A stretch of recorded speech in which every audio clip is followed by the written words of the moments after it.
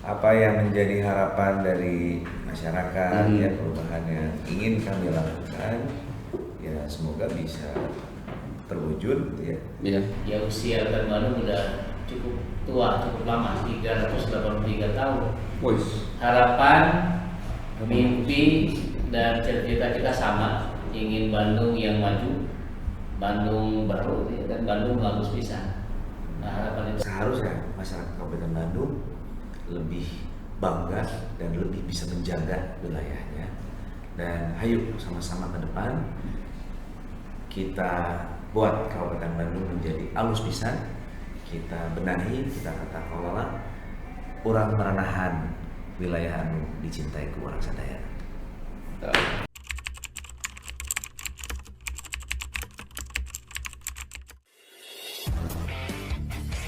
Assalamualaikum warahmatullahi wabarakatuh. Jumpa kembali di Sawala Koranggala. Ingat pilkada, ingat Koranggala. Itu sebuah yang kita anggun. Nah, kali ini kita akan berbincang seputar pilkada Kabupaten Bandung. Kali ini Koranggala kedatangan tamu Duo Gunawan, ya. Duo Gunawan, tapi bukan duo ya. Jadi bukan grup vokal ini. Yang satu adalah Kang Sahrul Gunawan sebagai calon Bupati Bandung, dan yang satunya lagi Kang Gun Gunawan, calon Wakil Bupati Bandung. Gunawan bersatu ya. Bersatu. Gunawan bersatu. Uniknya keduanya ini adalah para mantan sebetulnya. Jadi para mantan Wakil Bupati Bandung yang sekarang bersatu dan ikut kontestasi di pilkada Kabupaten Bandung. Nanti kita akan berbincang dengan kedua beliau. Bagi orang-orang yang seusia dengan saya mungkin masih ingat tentang film Tuyul dan Bayu. Nah ini Jin dan Jun, saya lupa, Jin dan Jun. Ini yang menjadi Junnya ya. Setelah sekian lama saya baru tahu bahwa jin saya kabur di sini. Ini Jin juga pas ngomong Jinnya gitu. Jin Tomang ya. Lupa juga Pak. Jinnya pindah ke sini, Jin Tomang. Kang Gun, gimana hari ini? Kukurusukannya gimana hari ini? Ya, bagian dari ikhtiar ya. Ya. Ikhtiar, menikmati dan ya apa yang menjadi harapan dari masyarakat, ya perubahan yang ingin kami lakukan, ya semoga bisa terwujud, ya. Iya. Ya salah satunya adalah dengan bagaimana kita terus mensosialisasikan apa yang menjadi program, apa yang menjadi buah pemikiran kami selama ini. Iya. Itu pembagian tugasnya bagaimana di antara calon bupati dan calon wakil bupati ini? kampanye. Untuk kampanye ini. Kalau yang aneh terus Bareng-bareng ada atau yang memang bareng. ada daerah? Ada yang bareng, ada yang kita masing-masing. Karena kan juga perwakilan ya. Iya. Jadi harus mencari gitu. Tapi ada yang dimana ketika ada acara besar kami barengan Iya. Katanya tadi malam nonton wayang di mana? di Ciwidey ya? di kediaman Pak RT. Oh iya. Dalam rangka Maulid dan pertunjukan wayang, jadi gabung. Iya. Sambil ngopi di situ ya, Bandrek Abah kan ada di Ciwidey ya. Gitu. Haus bisa. Itu kalau misalnya kita bertemu dengan masyarakat ya, yang banyak mereka keluhkan soal apa kira-kira nih? Kalau ketemu dengan mereka. Kalau dari survei yang kami lakukan, ternyata lapangan pekerjaan yang belum ya. Ketika kami berkeliling, ya banyak sih ya mengenai lingkungan, mengenai pelayanan publik, Iya. pendidikan, ya, dan ya kami tangkap dan menjadi salah satu dari janji politik kami di visi misi yang dilakukan. Nah, ini kan dua-duanya tuh para mantan ya, mantan wakil bupati. Ini masih Sebenarnya saya masih ya cuti. Oh cuti ya? Cuti nanti Desember masuk lagi sebulan ting kesahan jantan. Mudah-mudahan aya takdir. Nah, Jadi masih kena jatah ya seberapa bulan? masih ada 3 bulan. 3 bulanan. 3 bulanan sampai dengan berakhir nanti kan pemimpin yang baru nanti di 2025 dilantik. Jadi Gunawan pernah jadi wakilna Dadang. Betul. Jadi sebetulnya di Kabupaten Bandung itu tidak berubah ya. Dadang sama Gunawan, kan Dadang juga sama Gunawan lagi gitu ya. Gunawan bersatu, lawan Dadang. Gimana? Ya kan tadi Dadang saya. Harus bisa. Jadi emang duaan ngelawan kuncinya. Supaya Kabupaten Bandung harus bisa. Yang jadi pertanyaan kita salah satunya adalah kenapa maju menjadi calon bupati dan wakil bupati ini? Alasannya apa sih? Tahu. Oke. Tempat duduk dulu kan? Kalau saya selama saya menjabat 3,5 tahun, banyak hal-hal yang tidak bisa saya terjemahkan, saya implementasikan. Ya memang ya politik lah. Jadi dinamika ini saya sudah adaptif sebetulnya sudah cukup lama. Bagaimana saya harus pindah rumah, bagaimana akhirnya saya harus memahami situasi ini, ya saya harus jalani gitu ya. Dengan ya pada akhirnya membuat catatan-catatan. Ya Bukan curhatan tapi curhat udah selesai Pak. selesai. Sudah capek. Tapi catatan-catatan itu saya harapkan ini bisa menjadi bagian dari kebijakan yang bisa saya lakukan selama ini. Iya. Kalau saya sih itu sampai akhirnya ada komunikasi dan ya saya kira selama ini yang mungkin ini bisa dibilang jodoh yang tertunda ya. Karena pasangan yang tertunda.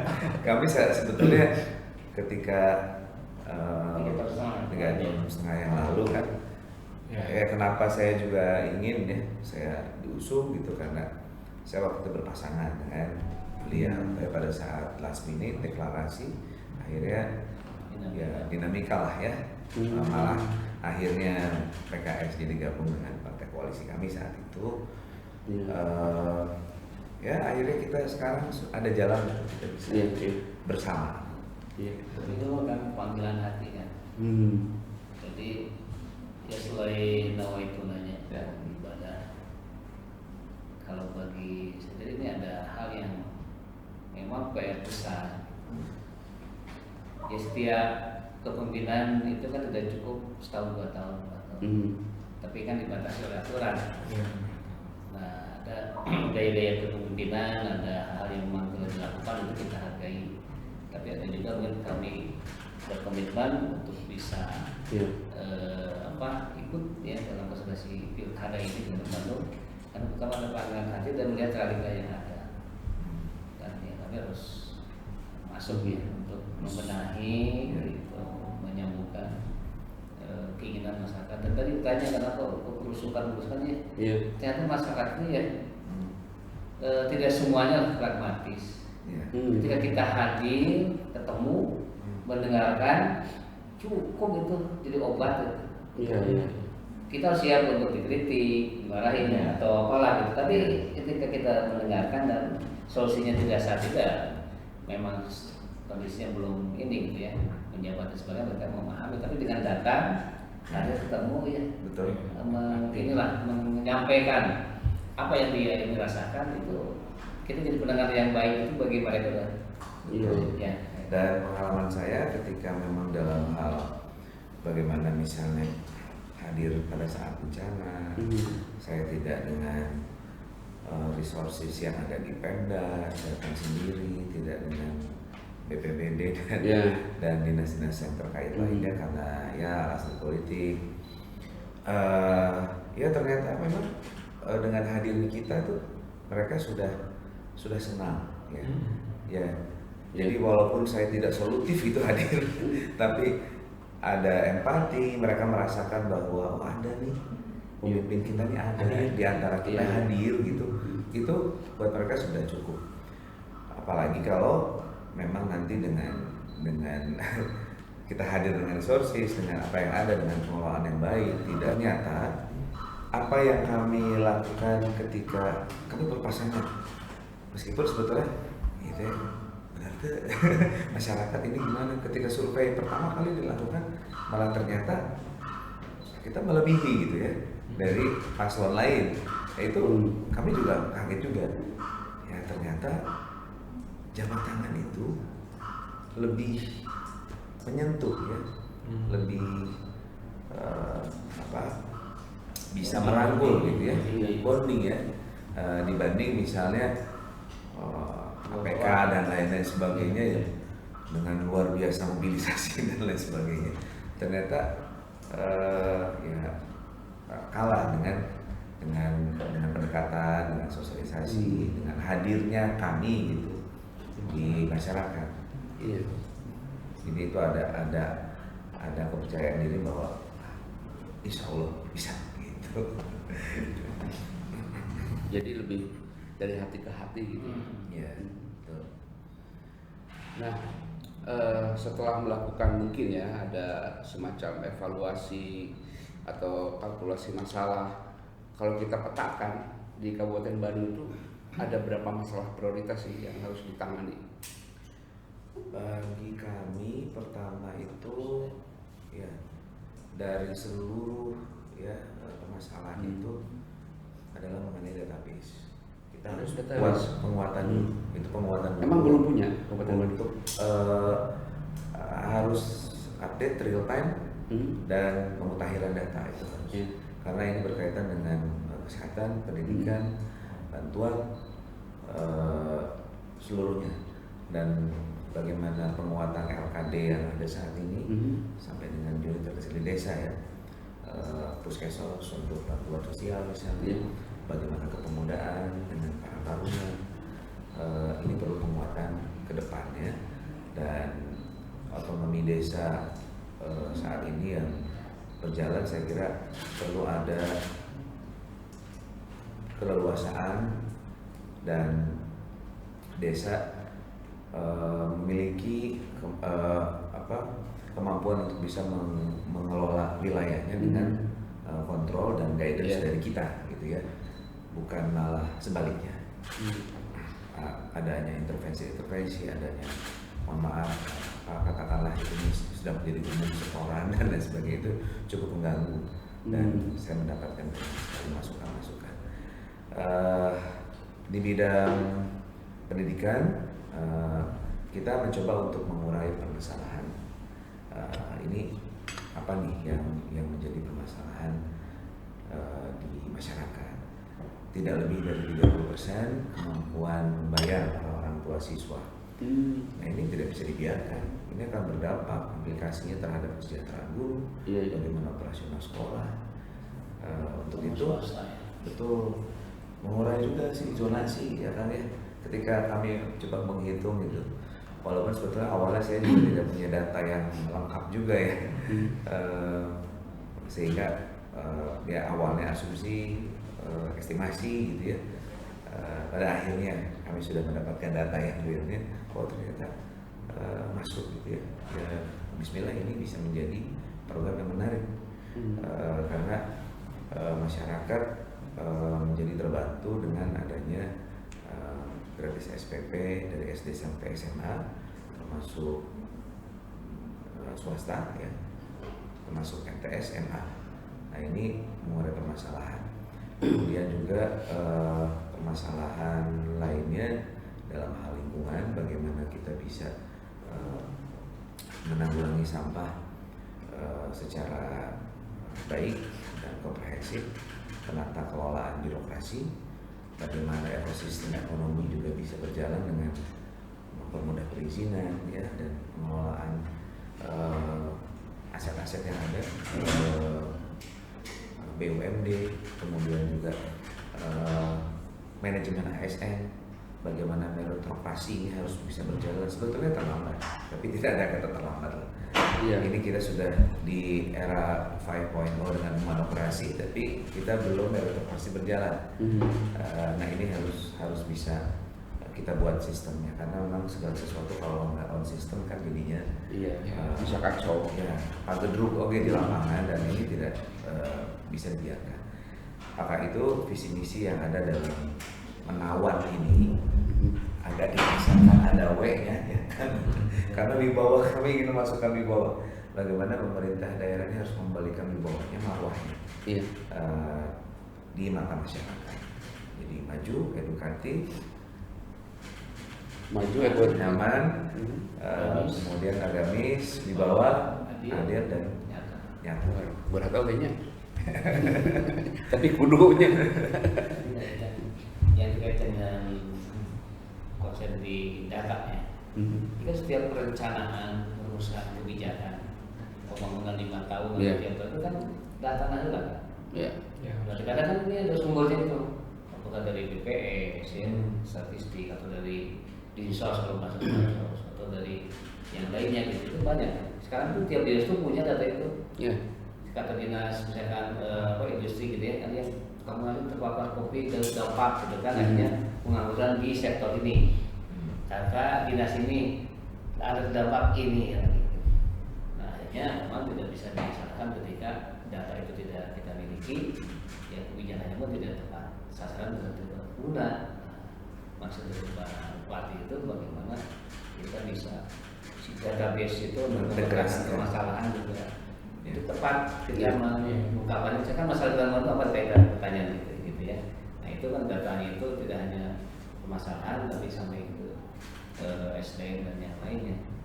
Harus terintegrasi. Seperti itu. Kan banyak ini ya. Ketika bansos, ketika sekarang coklit KPU atau apapun tuh, ini kok boleh malah dipakai kan itunya. Jangan-jangan ketika kita ngasih program untuk tadi menangani kemiskinan itu tidak tepat sasaran. Jadi begini, memang untuk database itu selalu menjadi persoalan di mana-mana sebetulnya. Misalnya begini, untuk menentukan sebuah keluarga miskin, itu kan BKKBN punya ukuran tersendiri, BPS punya ukuran tersendiri, Dinsos punya ukuran tersendiri.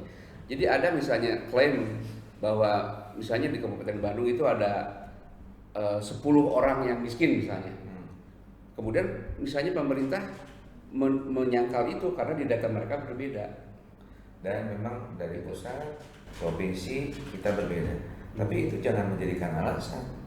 Kitanya harus kuat dulu. Kita harus punya bargaining kepada provinsi, karena kita yang punya wilayah. Dan pemanfaatan teknologi yang saya maksud itu adalah bagaimana kita bisa melihat dan bisa mengoptimalkan common center yang ada dengan nantinya koneksitas antar wilayah itu dengan IT yang kuat.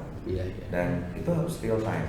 Bisa saja nanti RW itu jadi operator bagi pendataan yang ada, in outnya, yang meninggal, yang lahir, yang harus dapat bantuan, mana yang tidak misalnya.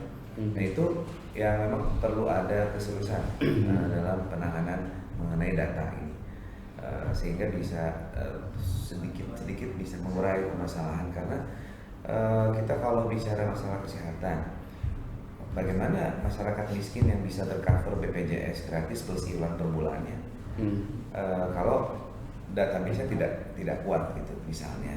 Nah itu salah satunya. Tapi kalau untuk masalah pendidikan saya kira ya dengan data yang cukup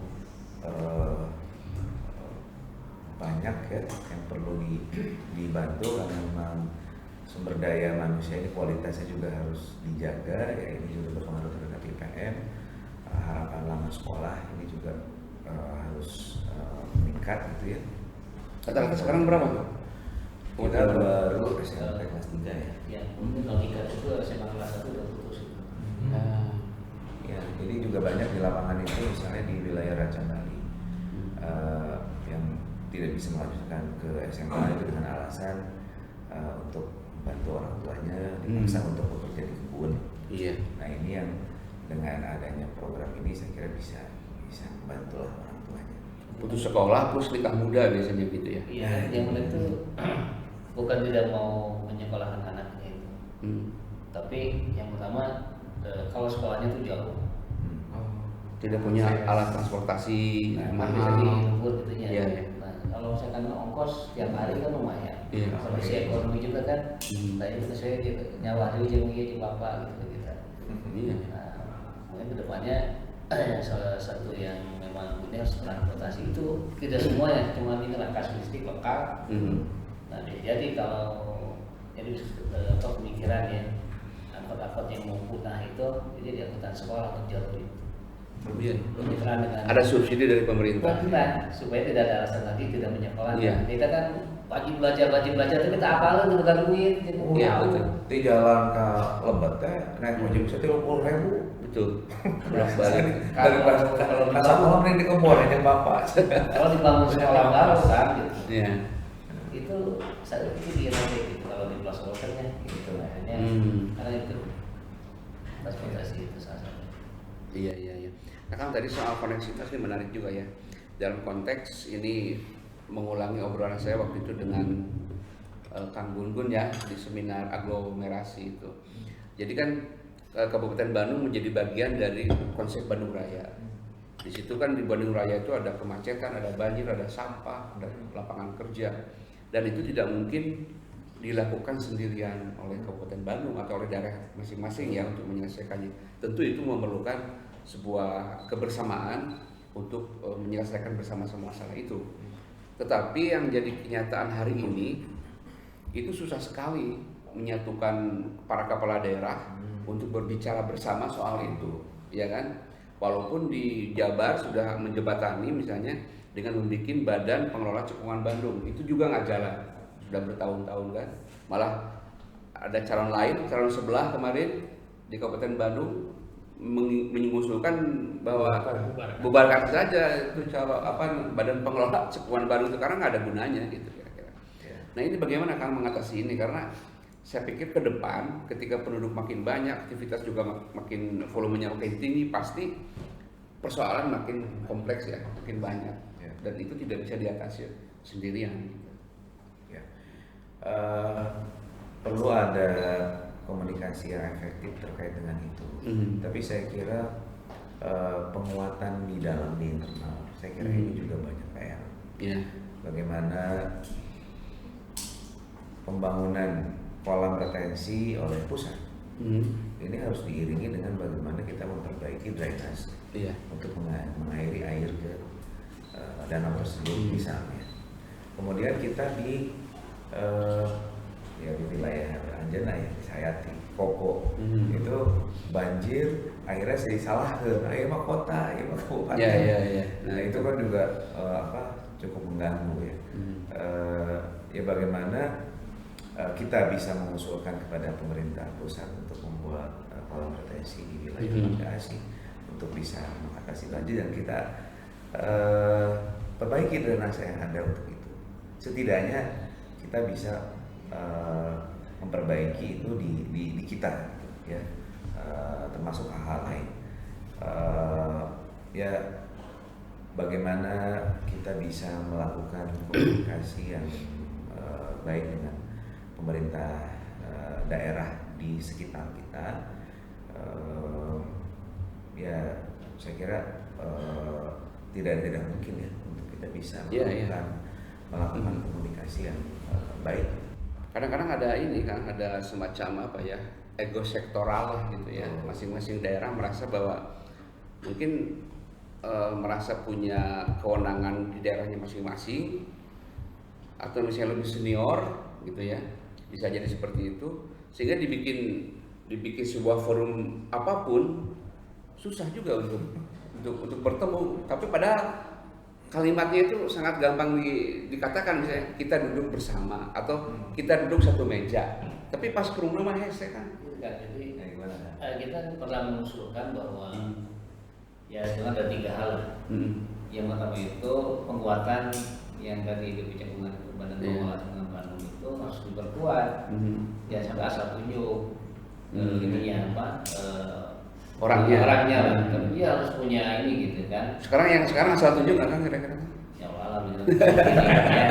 Tapi yang Kita lihat bisa hasilnya saja. kan gini, kepala daerah itu kan lahir dari pijakan politis. Iya.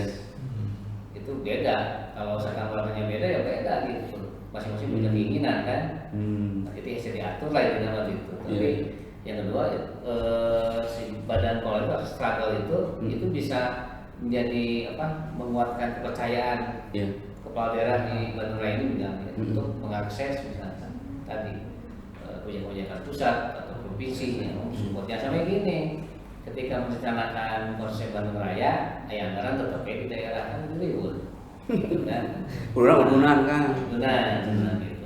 Kemudian yang kedua memang harus dirubah undang-undang sistem pemerintahan itu karena sifatnya ini bupati wali kota itu politis, gubernur politis. Nah, kecuali misalkan dirubah, misalkan bupati wali kota semuanya ditunjuk misalkan gitu. Nah, dulu tapi kemudian atau misalkan ya kayak misalkan DKI gitu kan, itu kan semuanya langsung kantor gubernur. Iya. Yang ketiga, tentunya ini masalah kewenangan. Kewenangan contoh misalkan ada kewenangan yang untuk daerah, ada untuk provinsi, ada yang pusat, baik itu jalan, sungai gitu kan. Iya. Nah, sekarang masalah banjir, nah itu enggak sungai yang pusat sebenarnya. Iya. Jika jalan rusak ya, Nah, itu layanan kan nasional. Gitu. Nah maksudnya kalau itu bisa diberikan kewenangan ke Hmm. daerah hal yang sifatnya teknis tadi, kayak nggak akan juga. Iya. Karena niat baik untuk memperbaiki itu belum tentu baik dari regulasi aturan gitu mah. Akhirnya itu bukan kewenangannya. Iya. Pak Jedung ditanya itu harus dikembalikan lagi. Iya. Di pemeriksaan keuangan ujungnya seperti itu. Ya memang perlu ada ya ruang-ruang untuk itu ya. Dan bagaimana kota kabupaten ini juga memiliki haknya ya. Contoh misalnya di Tahura itu yang Tahura masuk wilayah kabupaten. masuk wilayah Kabupaten Bandung, Iya. tapi itu kan konversi jadi Iya. provinsi. Tapi untuk bagaimana ke ASN yang ada di wilayah tersebut itu menjadi beban kami. Tapi bagaimana profitable-nya ya dari parkir dan lain sebagainya, Masuknya pengelolaan nggak ke kabupaten. ini. Terus saya cepat serahkan di dalam ya. Terus lah gitu. Ya itu kan provinsi. Nah ini Ya. saya kira perlu ada ini ya. Artinya yang profitnya malah jadi ya apa namanya jadi wilayah. Ya. Tapi ketika kami tuntut untuk menjadi bagaimana ini bisa dilakukan komunikasi ini tidak berjalan. Jadi Ya. perlu ada ini sih saya kira bagaimana positioning untuk Ya. kewilayahannya ini di mana gitu. Itu perlu ada komunikasi lagi. Malah saya mah curiga begini kan, para kepala daerah di Bandung Raya tidak pernah ngobrol aja saya. Ya. Kita sebetulnya masalah kepentingan di partai politik dan lain sebagainya.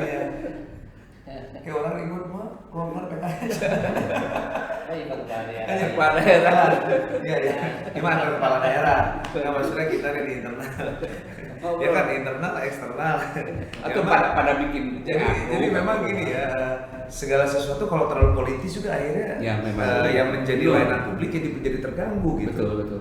Nah ini juga kalau bicara di wilayah Kabupaten Bandung khususnya, ketika pengelolaan daerah, pengelolaan seluruh unsur yang ada, kalau terlalu politis juga akhirnya kan jadi terhambat. Iya betul. Iya. Begitu. Jadi kalau kita ditarik ke politis tuh bisa juga menjauhkan silaturahmi kan. Betul. Nah ini kembali ke persoalan di Kabupaten Bandung ya. Salah satu hal yang menjadi persoalan di kabupaten yang menjadi masalah pokok dan sering menjadi sorotan adalah wilayah Bandung Utara yang masuk ke wilayah Kabupaten Bandung. Kita tahu semua lah di situ adalah daerah resapan air yang kemudian banyak beralih fungsi menjadi perumahan, pertanian, segala macam. Itu sering menjadi sorotan sebagai salah satu penyebab longsor dan banjir. Ya. Nah, kebetulan kita sering main ke atas di situ. Jadi banyak persoalan yang memang sangat rumit di situ soal alih fungsi lahan segala macam. Nah, bukan berarti kita ingin mengubah pola pertanian masyarakat menjadi tidak lagi bertani, itu kan urusan perut, ya kan? Tapi mungkin harus ada upaya juga dari pemerintah bagaimana caranya untuk meminimalisir terjadinya bencana dengan edukasi kepada mereka untuk lebih melindungi lingkungan itu supaya tidak banjir kan. Misalnya kan bisa saja sih Pemkab memanggil para pemilik tanah. Itu kan banyak juragan tanah Pak yang ribuan hektar yang punya di situ kan bisa dipanggil. Mereka juga susah diatur juga. Ini tanah gua aja. Nah gitu betul. Cek orang Jakarta. Tapi ya itu balik lagi pas sinkronisasi Pak. Kepentingan provinsi, kepentingan kabupaten itu sama.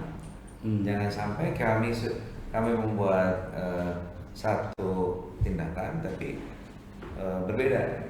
Tapi kan sekarang izin di kabupaten. Izin tapi kan pembangunan itu di kabupaten ya, sekarang. KBU itu kan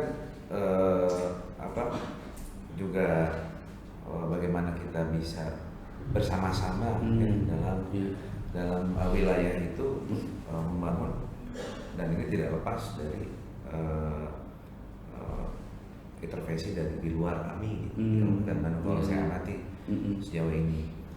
Iya, dan memang KBU dari dulu ya sebenarnya itu kan masalah komitmen aja gitu. Ketika KBU sudah disepakati baik oleh nasional atau provinsi atau daerah, nah ini mau seperti apa? Karena kan tadi ada kebijakan-kebijakan yang di luar kewenangan dan normatif lah. Nah ini kan yang harus kita sikapi.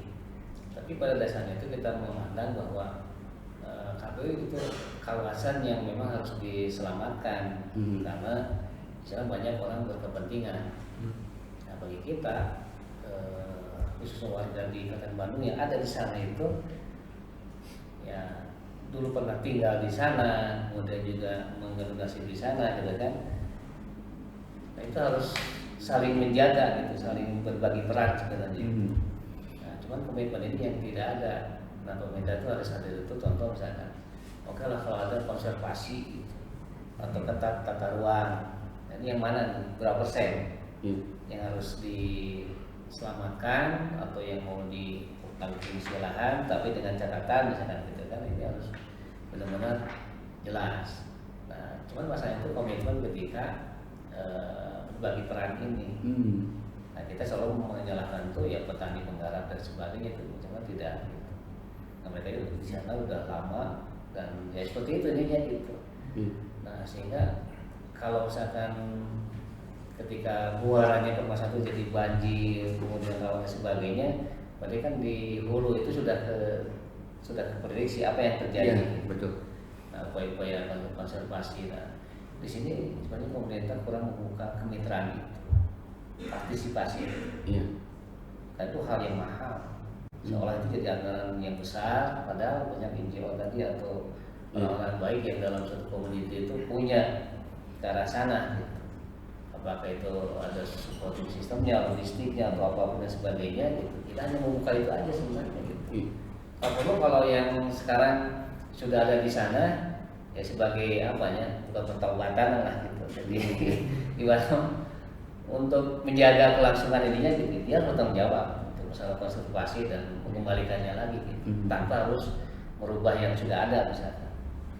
Kayak gitu. Nah ini memang yang belum jawabannya belum ini gitu. Jadi masing-masing yang jadi objek yang disalahkan selalu di masyarakat yang menggarap. Karena dilakukan edukasi dan sebagainya, ya mereka bertanya. Jadi saya harus nawan atau kita senang gitu, gawena, ya sebutan hotel, dan kudu itu bisa ini ya gitu. Keterampilan kan, gitu. Dan akhirnya ketika ada komitmen, oke nanti dipekerjakan di restoran, cuma juru parkir, ujung-ujungnya tuh gitu. Kan harus punya skill dan sebagainya. Nah, atas komitmen ini dari bahkan nanti masalah konservasi, masalah sosialnya, nah ini harus jadi komitmen bersama. Dan sampai mereka sudah merasa bayar nih dengan jadi hak milik kemudian beroperasi, tapi tidak juga berkontribusi besar. Itu saya bilang itu kebijakan pertobatannya bisa ada. Cukup banyak tuh beberapa ini pemilik lahan itu yang apa 30% yang bisa dibuat bangunan, tapi jadi lahan Kenyataan itu ya. itu lahan saya gitu yang saya sering ini.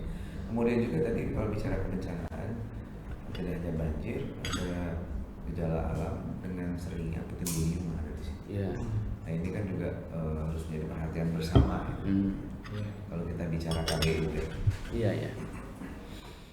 Terus juga di beberapa tempat yang memang rawan bencana harus sudah difikirkan juga tentang membangun rumah yang tahan gempa gitu.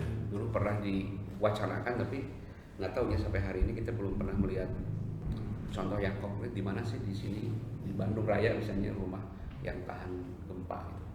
Balik lagi kepada sinergi. Bagaimana ada komunikasi yang baik. Saya masih punya keyakinan sebetulnya bahwa kalau ada istilahnya di lingkungan Pemkab gitu ya di perhutannya masih negara dalam negara diusin. Tapi kalau kami dengan kebijakannya misalnya di Sepalu dengan promotion lumayan banyak. Kita promosikan wisata Pangalengan, Ciwidey. Ini take and give di mana? Bagaimana misalnya kita keluarkan promotion tapi yuk kasih apa? Infrastruktur pariwisata kah? Atau pengelolaannya ada tata kelola yang baik sehingga tidak crowded seperti itu. Ada muncul di media minggu lalu mengenai arung jeram yang harus berantri berjam-jam, itu berdampaknya nanti orang kapok datang ke sini. Nah ini yang saya kira perlu intens komunikasi gitu ya, sehingga bisa tumbuh berkembang. Ini kan hasilnya adalah berimpact kepada kita kan sebetulnya.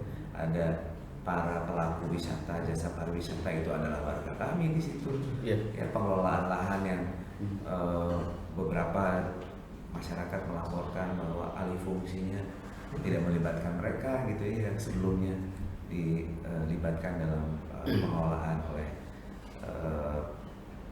perhutani misalnya gitu ya. Nah ini jangan seperti kita terpisah gitu.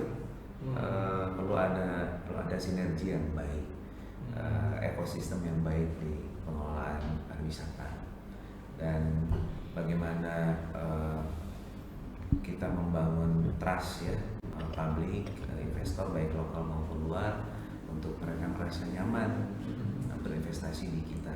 Karena yang menjadi PR kami adalah yang menjadi program juga 100.000 lapangan kerja ini harus tercipta. 100.000 ya? 100.000 lapangan kerja harus tercipta, karena itu untuk mengurangi pengangguran.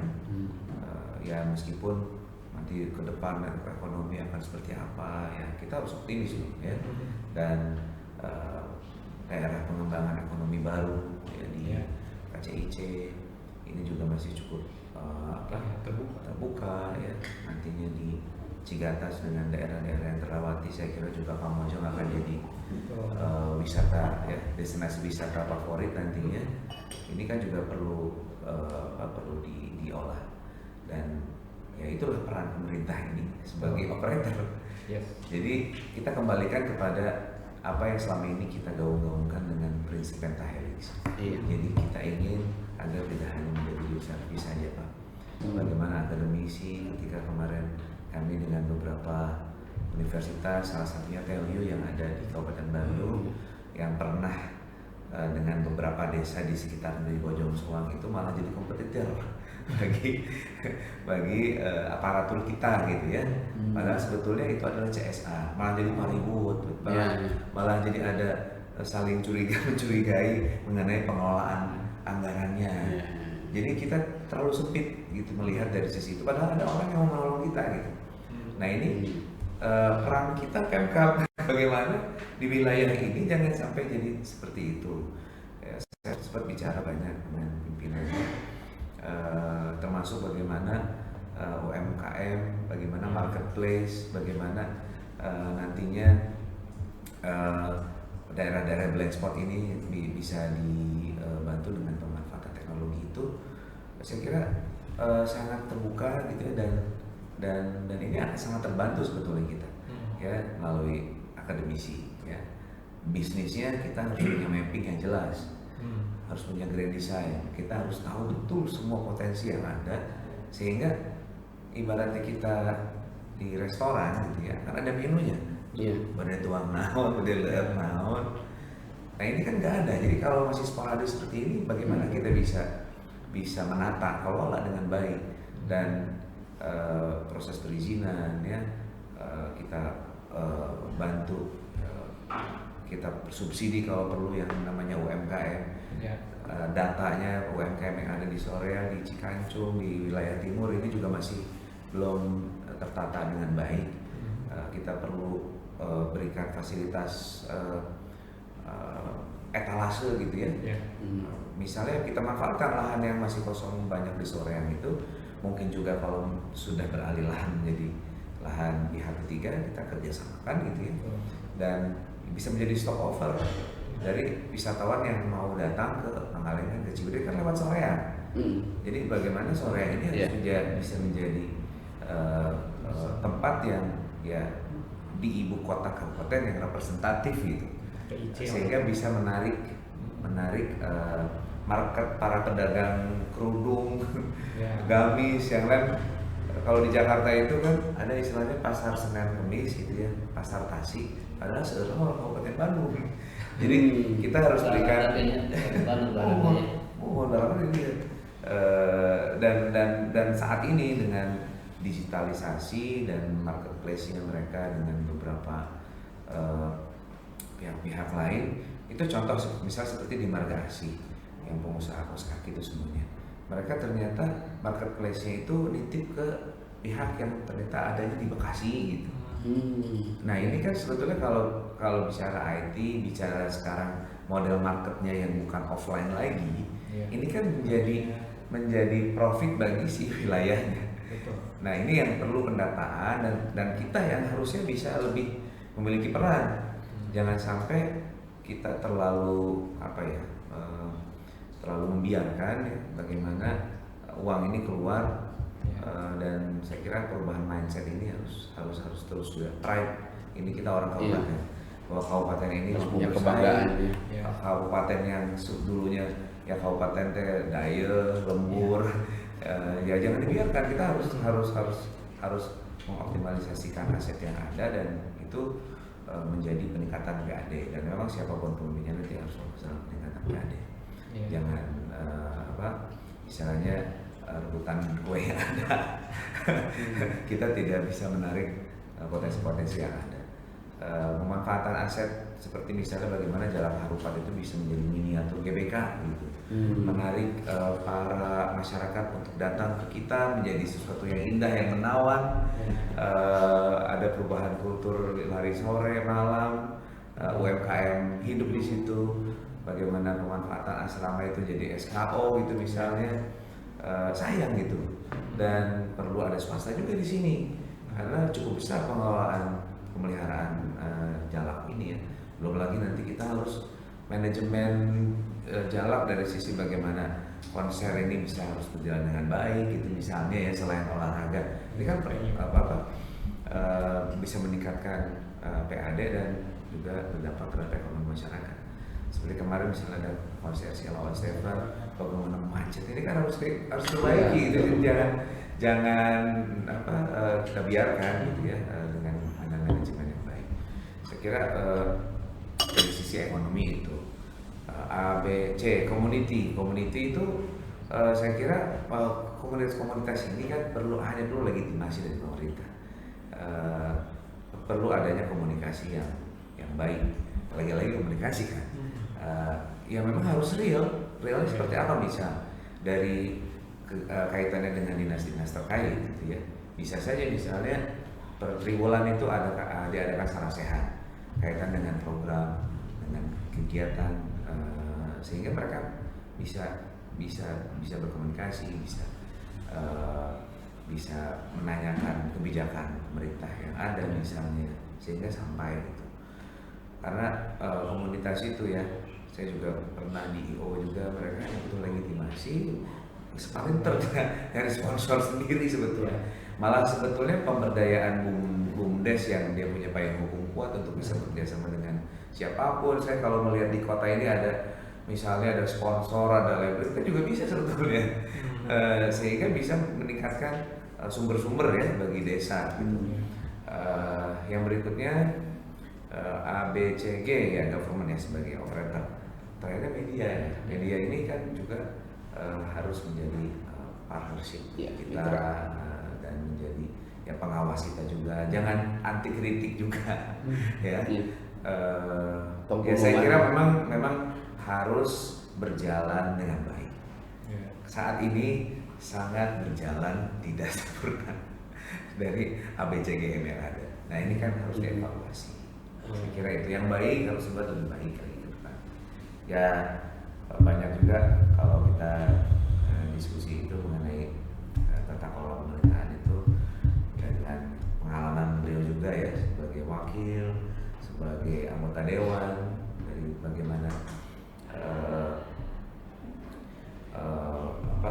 dari sisi penganggaran, bagaimana komunikasi antara legislasi, eksekutif dan juga yudikatif ini juga harus bisa kita perbaiki lah. Ya baik, sebetulnya kalau untuk pelayanan publik itu juga ada kaitannya dengan bagaimana koneksitas antar lembaga. Di Kabupaten Bandung, Pak, dengan luas wilayah yang begitu besar, 1.762 km persegi, 280 desa kelurahan. Saya waktu itu pernah ke pengadilan agama. Ya inilah bukan sidak sih ya, tapi saya pengen tahu ramai itu waktu itu habis lebaran. Sehari bisa 300 lebih kasus ya. Apalagi perceraian si pinjol ya betul. Dan ini ternyata tiap harinya konstan dari sisi jumlah. Ada yang dari wilayah perbatasan datang ke situ, ternyata dia tidak tahu bagaimana persyaratan dan sebagainya. Apakah tidak bisa selesai di desa? Informasi-informasi ini ya. Nah ini yang perlu adanya kerjasama. Kalau misalnya ada mesin ADN untuk bisa mereka mengurus ya pendudukan misalnya, yang juga memang semuanya saya lihat bisa ada mati semua. Jadi dibiarkan untuk langsung face to face. Ini harus ditertibkan saya kira ya. Buat apa kita menyediakan alat yang begitu mahal tapi tidak selesai di situ? Tidak mempermudah. Dan bisa juga misalnya kerjasama ada MOU dengan lembaga yudikatif, bagaimana nantinya kita bisa sama-sama di mesin ADM itu ada salah satu foldernya gitu untuk bagaimana mengatasi permasalahan yang kaitannya dengan lembaga tersebut. Ini kan warga kita juga. Nah ini yang ke depan saya kira perlu ada perbaikan lah. Karena kasihan masyarakat, mereka semuanya harus datang jauh-jauh gitu. Ada yang mengeluhkan ke saya, Pak, aku bingung, Pak, itu mau sawinan rumah. Sampai ada yang begitu. Apakah kita harus diam saja? Kan saya kira juga tidak bicara. Ya ini kan persoalannya ke pelayanan ya Pak ya, pelayanan. Jangan sampai karena susahnya pelayanan, masyarakat yang jauh dari soreang misalnya akhirnya memerdekakan diri kan. Mungkin dan untuk di timur kayaknya bagus juga kalau kita buat layanan. Publik ya, bagus. Tapi kan yang terkait dengan wisata ya, itu soalnya kan bukan Bandung itu kaya itu, kayak terbesar dari wisata enggak. Juga sebetulnya. Enggak, itu karena lahannya bukan milik Pemda ya. Perhutani. Betul. PAD menikah investasi tidak ada, cuman kamu terbantu dengan adanya KCIC. Proyek. Iya. Nah justru sekarang. Jadi apa yang kebagian dari wisata itu bagi Pemkab Bandung dari apanya? Kita masih di pertanian sebetulnya besar. Kalau wisata, kalau mau parkir apa ya, atau apa kalau tidak sama ya. Nah ini yang memang kalau ada BUMD khusus mengelola wisata gitu, itu akan lebih eces gitu ya, pemasukannya itu gitu kan ke daerah itu. Iya, makanya kan eces ya. Karena bukan milik ada gitu kan. Sudah. Eces teh masih ada relasinya dengan Acis. Asal ora oces. Nah sekarang gini kan, yang jadi objek kritikan kejadian itu tetap rendah. Jadi bohong katanya di Instagram halus gitu, ternyata jalannya goreng. Padahal itu jalannya kan bukan ini. Jadi ketempuhan. Itu kan jalan kebun gitu kan. Karena kan banyak yang memang spot ini ya untuk lokasi itu masuk ke SPTP atau perkebunan atau gitu itu kan jalannya tak umumnya jalan kebun gitu kan. Itu yang memang kedepannya tadi harus komunikasinya itu PNM harus berjalan. Iya kan. Nah, karena jangan sampai itu juga hubungan kalau wisata enggak. Iya. Nah, justru target kita tuh sekarang ya dengan tadi makanya iklim investasi yang harus dijaga, trust itu, kemudahan kenyamanan berinvestasi ini. Nah, sebenarnya di sektor UMKM kalau di ini gitu, dikelola itu besar, itu besar, dia belum dimaksimalkan. Karena perputaran uang sebagian itu tidak di Kabupaten Bandung tadi, di Jakarta. Tradingnya itu kan harus bisa untuk mengimasi tadi etalasinya harus di Kabupaten Bandung. Biarkan buyer itu pada datang kita di sini. Sebetulnya di internal misalnya saya pernah mengusulkan ini kita banyak yang datang kunjungan kerja ke sini, ya dapat SPJ target, tapi buang duitnya di Bandung, cuma sebentar balik lagi. Bisa nggak sih ini kita bikin persyaratan untuk yang datang ke sini? Oke, tapi harus menyatakan bookingan hotel di Kabupaten Bandung misalnya. Itu kan simple yang bisa dilakukan. Paling tidak untuk di internal. Nah itu yang saya ingin lakukan bahwa ya kita harus menghidupkan kita sendiri nih. Jangan mau mindset kita ini dibiarkan bahwa ya untuk semua fasilitas yang lengkap dan untuk membuang uang yang nyaman itu ada di Kota Bandung. Ya kita dapat apanya? Nah ini justru harus dihidupkan lagi, ekosistem harus dibentuk lagi yang baik. Ini nyambung dari Pak Din tadi. Jadi kenapa orang itu coba ke Kabupaten Bandung hanya healing, hanya meeting selfie lah. Tapi kan sleeping, meeting, gitunya, shopping gitu kan. Itu kan banyaknya di Kota Bandung. Itu wajar. Nah itu tantangan kita. Karena Kota Bandung belum dikenal ibu kota itu mana sih, wajahnya rumah. Nah itu juga wajah tata kota ini ya teman, nanti harus banyak masukan nih ya. Wajah ibu kota itu sehingga menarik. Iya. Dan ibu kota itu nyaman untuk dikunjungi, nyaman untuk ditempati. Jadi kan tadi sleeping di Kota Bandung, healing di Kota Bandung, shopping di Kota Bandung. Iya, dengan memanfaatkan apa yang ada saat ini di pas masa saya dengan problem adanya gedung budaya sebelumnya. Kita nggak ada kalender tahunan. Bagaimana memanfaatkan budaya misalnya di Bumi Alit. Tiap Maulid ada pementasan gitu ya. Dulu ketika ada apa namanya? Oh di itu ya Batu Karut ya. Ada kan Bumi Alit. Iya, Arja Sari ada. Di situ yang memang kemarin itu juga cukup ramai dan memang harus dikelola dengan baik situs ya Pak ya. Situs. Belum lagi agenda-agenda budaya yang lain yang saya kira kita nih sayang punya fasilitas yang ada, dan kita punya wilayah-wilayah yang luar biasa ya di Kawah Putih itu kan bisa juga kita bisa bikin kayak di Kawah Ijen gitu ya. Tapi kan juga ya itu tadi ekosistemnya. Bagaimana nanti misalnya homestay itu oke, misalnya BUMDes homestay tapi salah event-event nggak ada. Iya, bagaimana nantinya kita bisa buatkan potensi-potensi untuk bisa memberdayakan masyarakat itu. Dan program ini juga selain dari memaksimalkan fasilitas yang ada, kami ya program itu ada perhatian ke pelaku seni. Ya, iya. Sertifikasi dan insentif bagi para pelaku seni budaya lingkungan seni. Betul. Oke, tadi saya mencatat soal ibu kota kabupaten ya. Saya juga pernah bilang ke Pak Gun-Gun, nanti kalau kepilih nih Pak Kang Gun-Gun di dua Gunawan ini, tolong itu Gunawan bersatu, Pak. Gunawan bersatu. Tolong itu Soreang itu tong juga ibu kota kecamatan itu. Iya. Ya. Jadi ibu kota kabupaten ngejreng lah gitu.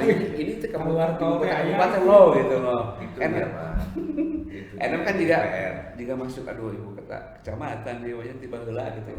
Itu berubah. Alun-alunnya aja. Alun-alunnya belum punya emang. Ya, alun Soreang. Kemarin saya juga sempat kecewa juga, ada salah satu, kita jadi salah satu akan dibuat alun-alun, tapi nggak tahu kenapa Sumedang jalan, Bogor jalan, semua Iya. jalan kita tidak. Iya.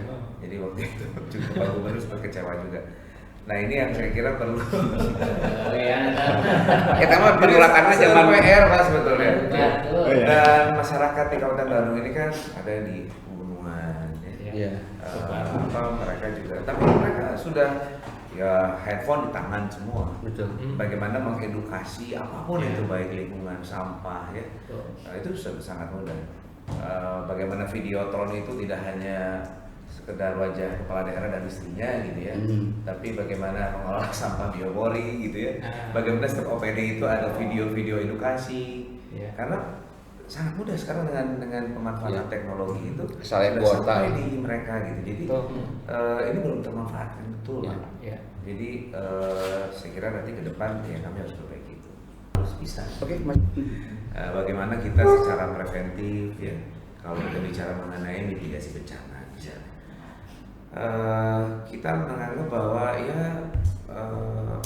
ya jadi penting tidak penting begitu. Tapi kalau misalnya itu bisa menjadi bagian dari kurikulum misalnya, bagaimana anak-anak juga bisa menjadi kebiasaan ya, untuk ketika misalnya ada sesuatu yang urgent gitu, itu mereka bisa menghandle. Karena kemarin saya lihat waktu pas ada kemunculan itu banyak yang luka-luka ya, kasihan ya, meskipun tidak ada korban jiwa saat anak-anak sekolah, tapi saya kira ini juga penting untuk dilakukan. Lalu bagaimana kita, kalau tadi Bapak sempat menyinggung Citarum, pemerintah desa yang terlewati ya, ini juga bisa memberikan edukasi kepada masyarakat dengan baik gitu ya.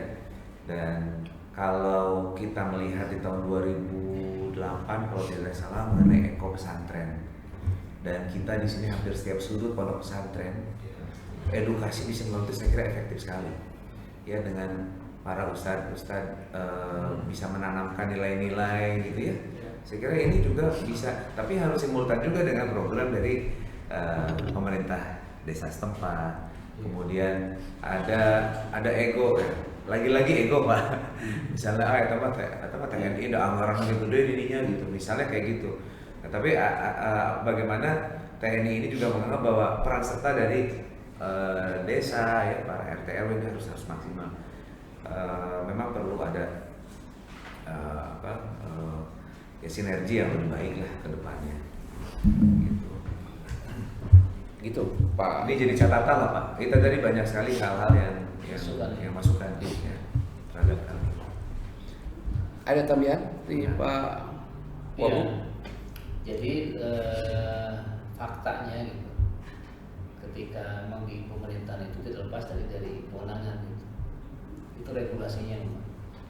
Jadi ketika tupoksi kewenangannya itu ya sudah jelas, ya akan berbenturan.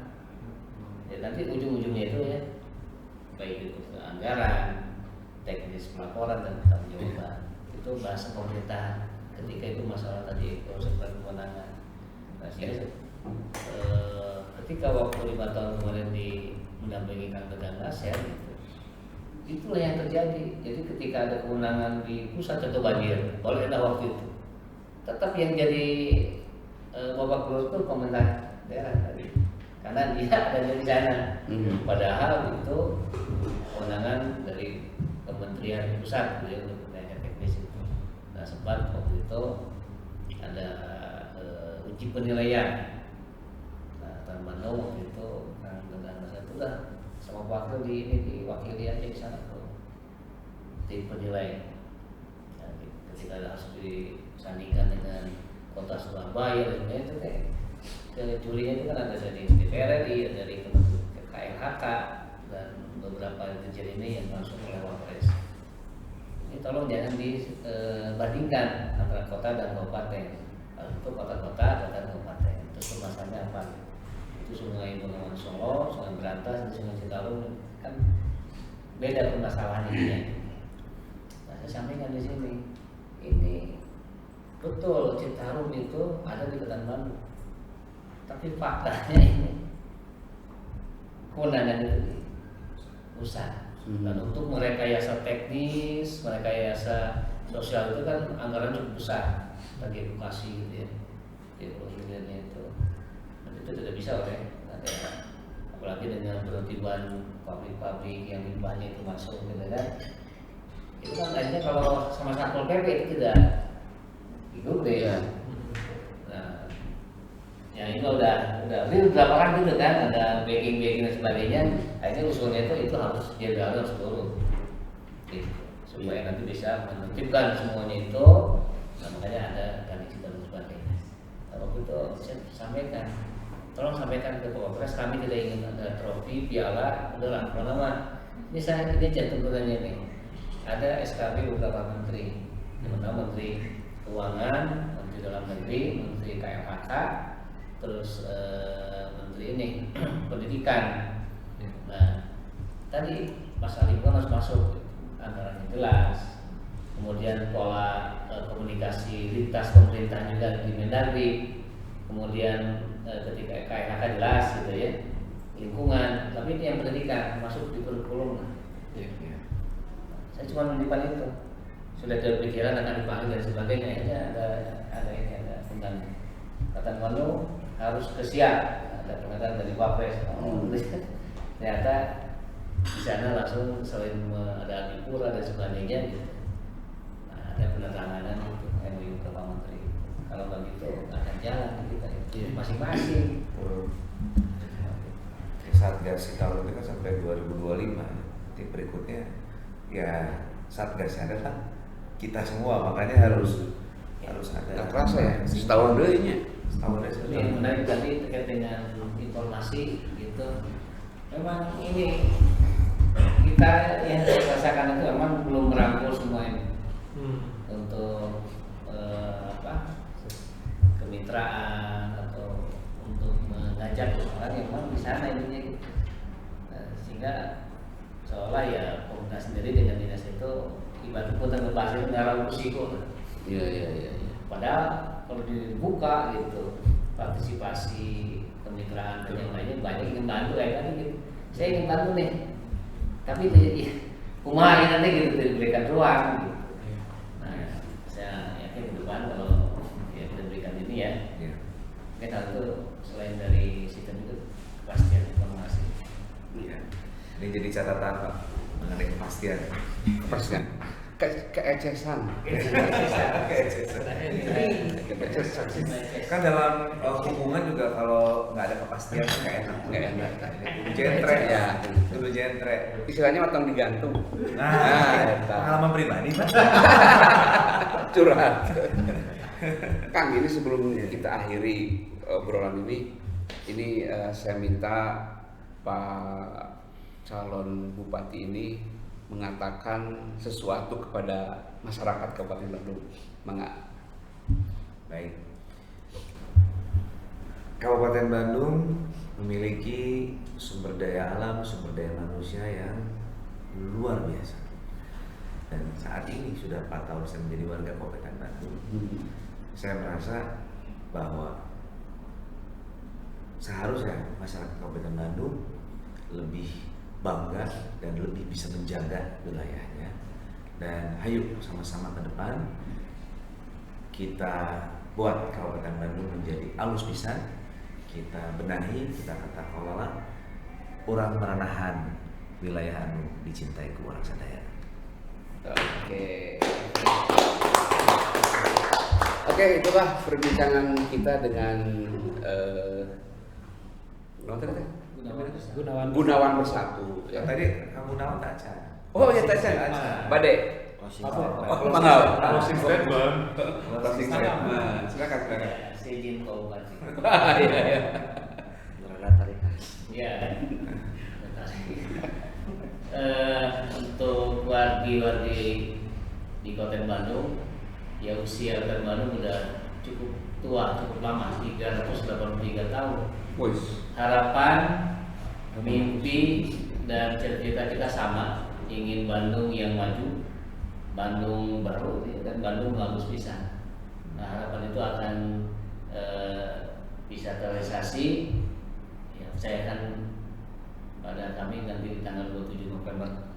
Program-program yang insya Allah nanti bagus yang akan kita jalankan tidak akan terwujud kalau tidak dicoblos di TPS. Oke, keprok berulah. Itulah perbincangan kita ini dengan Gunawan Bersatu. Sekarang saya hafal Gunawan Bersatu. Oke, mudah-mudahan apa yang disampaikan oleh kedua calon ini ketika kedua beliau ini terpilih dapat diwujudkan untuk kesejahteraan warga masyarakat Kabupaten Bandung. Terima kasih. Ingat pilkada, ingat Koranggala. Assalamualaikum warahmatullahi wabarakatuh.